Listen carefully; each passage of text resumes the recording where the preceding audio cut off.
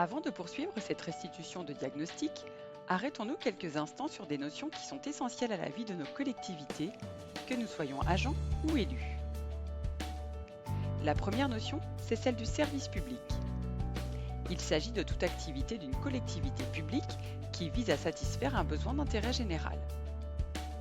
Pour cela, il y a 3 critères qui constituent le service public, à savoir le principe d'égalité. Face aux charges ou aux avantages, tous les citoyens doivent être égaux. Le principe de continuité. Il ne doit pas y avoir de rupture dans le fonctionnement du service, et cela, nous allons y revenir tout au long du diagnostic. Et le principe d'adaptabilité.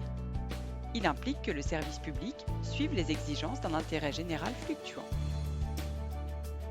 L'intérêt général, justement, qui est la deuxième grande notion, qui se définit par ce qui est bénéfique à l'ensemble des membres d'une collectivité.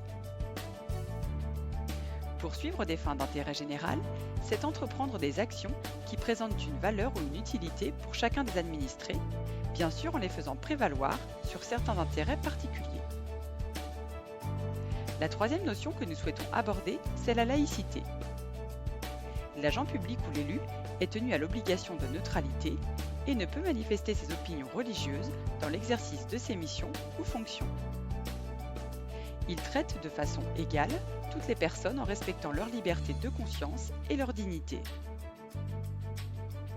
Enfin, il est essentiel de rappeler que chaque agent public dispose de droits, droit syndical, droit à congé, droit à rémunération après service fait, mais qu'il a également des devoirs, discrétion professionnelle, obligation de réserve et de neutralité, principe de non-discrimination, lesquels reflètent les valeurs fondamentales du service public.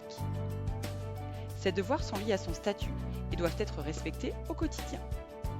Et oui, la casquette de fonctionnaire, c'est 7 jours sur 7, 24 heures sur 24.